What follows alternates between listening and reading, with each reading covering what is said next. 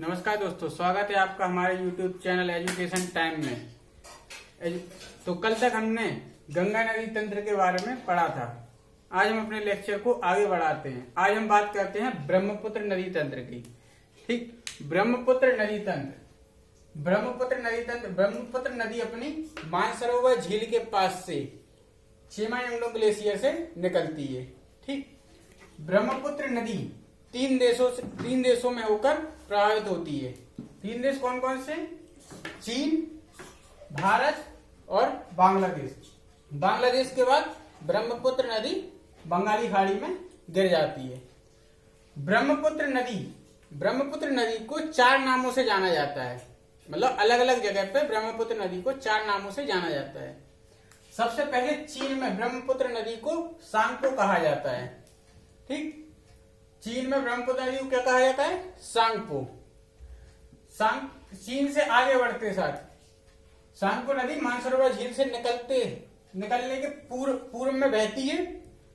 पूर्व में एक पहाड़ी पड़ती है नामचा वरवा से सांगपो नदी यू टर्न लेकर अरुणाचल प्रदेश में प्रवेश करती है। अरुणाचल प्रदेश में प्रवेश करते ही साथ ब्रह्मपुत्र नदी का नाम दिहांग हो जाता है। ठीक है, दिवांग नहीं, दिहांग। ठीक, दिहांग हो जाता है। ठीक, अरुणाचल प्रदेश में बृहद हिमालय को काटकर ब्रह्मपुत्र नदी एक गहरे गाज का निर्माण करती है। ठीक, जिसे दिहांग गाज कहा जाता है। कौन सा गाज? दिहांग गाज। दिहांग गाज कहा जाता है। ठीक, इससे आगे बढ़ते साथ ब्रह्मपुत्र नदी में अरुणाचल प्रदेश में दो सहायक नदियां आकर मिलती हैं, जिनका नाम क्या है? दिबांग और लोहित। ठीक, इसके बाद ब्रह्मपुत्र नदी असम घाटी में प्रवेश करती है। असम घाटी में प्रवेश करते साथ ब्रह्मपुत्र नदी मैदानी क्षेत्र में आ जाती है। सदिया से लेकर भुबरी तक, ये असम में दो जगह हैं, सदिया और भुबरी। सदिया से लेकर भुबरी तक ब्रह्मपुत्र नदी समतल मैदान में प्रभावित होती है। कौन से मैदान में? समतल मैदान में।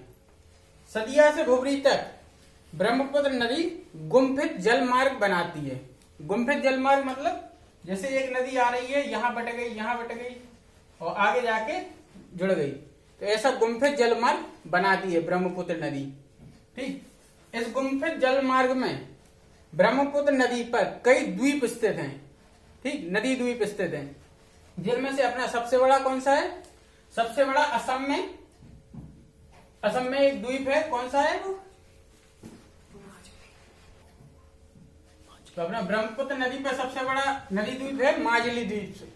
ठीक, माजुली द्वीप को असम सरकार ने नदी जिला भी घोषित कर दिया है।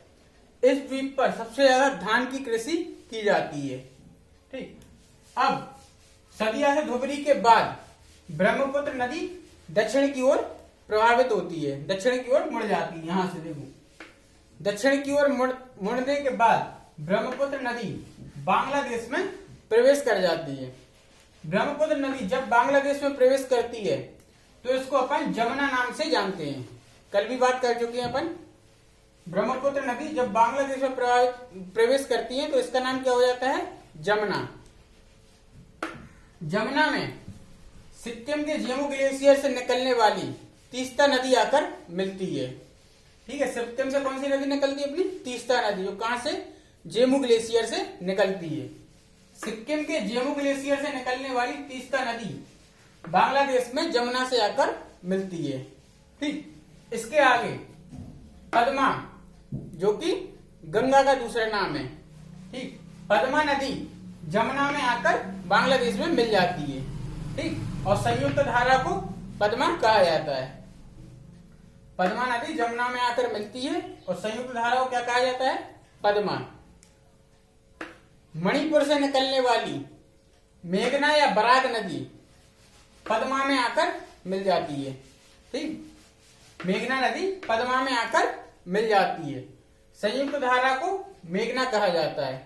ठीक, मेघना नदी ही बंगाली खाड़ी में अपना जल गिराती है। ठीक, अब एक एक करके अपन जल्दी जल्दी देख लेते हैं। तो मानसरोवर झील से कौन सी नदी निकलती है अपनी? सांगपो नदी, जिसको अपन ब्रह्मपुत्र कहते हैं। ठीक, सांगपो नदी पूरब की ओर प्रभावित होती है, नामचा बरवा के बाद यू टर्न लेकर अरुणाचल प्रदेश में प्रवेश करती है। अरुणाचल प्रदेश में ब्रह्मपुत्र नदी एक गहरे गाज का निर्माण करती है, जिसका नाम क्या है? दिहांग गाज। ठीक, इसमें दो सहायक नदियां आकर मिलती हैं अरुणाचल प्रदेश में, दिबांग और लोहित। इसके बाद ब्रह्मपुत्र नदी असम घाटी में प्रवेश करती है। असम घाटी में सदिया से भुबरी तक के क्षेत्र में ब्रह्मपुत्र नदी समतल मैदान में प्रवेश करती है और पूर्व से पश्चिम की ओर प्रभावित होती है। ठीक, पूर्व से पश्चिम। इसमें एक अपना नदी द्वीप है माजुली, जिसे नदी जिला घोषित कर दिया गया है। यहाँ पे धान की कृषि की जाती है। अब सदिया से भुबरी के बाद ब्रह्मपुत्र नदी बांग्लादेश में प्रवेश करती है और दक्षिण में मुड़ जाती है। दक्षिण में मुड़कर बांग्लादेश में प्रवेश करती है। जेमू ग्लेशियर से निकलने वाली तीस्ता नदी जमुना में आकर मिलती है। ठीक, जमुना में पद्मा आकर बांग्लादेश में मिल जाती है और संयुक्त धारा को पद्मा कहा जाता है। मणिपुर से निकलने वाली मेघना या बराक नदी पद्मा में आकर मिलती है और इनकी संयुक्त धारा को मेघना कहा जाता है और मेघना नदी अपना जल बंगाली खाड़ी में गिराती है। अब अपन देखते हैं ब्रह्मपुत्र नदी की कुछ और सहायक नदियां छोटी छोटी हैं जो इसमें नहीं दिखाई गई है। ठीक है, कौन कौन सी है अपनी? दिबांग, लोहित, तीस्ता, घनश्री, सुभानश्री, ठीक, जिया भरेली, पगला दिया, मानस और पितुमारी। ये है ब्रह्मपुत्र नदी की कुछ सहायक नदी। एक बार और देखते हैं कौन सी थी? दिबांग, लोहित, तीस्ता, दिबांग, लोहित, तीस्ता और पगला दिया, घनश्री, सुभानश्री, ठीक है, और मेघना। तो ये है अपनी कुछ सहायक नदी जो कि ब्रह्मपुत्र नदी की सहायक नदी है। तो आज का अपना ये चैप्टर यहीं पे समाप्त होता है। ठीक, कल अपन पढ़ेंगे प्रायद्वीपीय पठार की नदियों के बारे में। मुझे आशा है आपको आज का लेक्चर अच्छा लगा होगा। ठीक, अगर आपको आज का लेक्चर अच्छा लगा तो चैनल को लाइक, शेयर एंड सब्सक्राइब करें। धन्यवाद।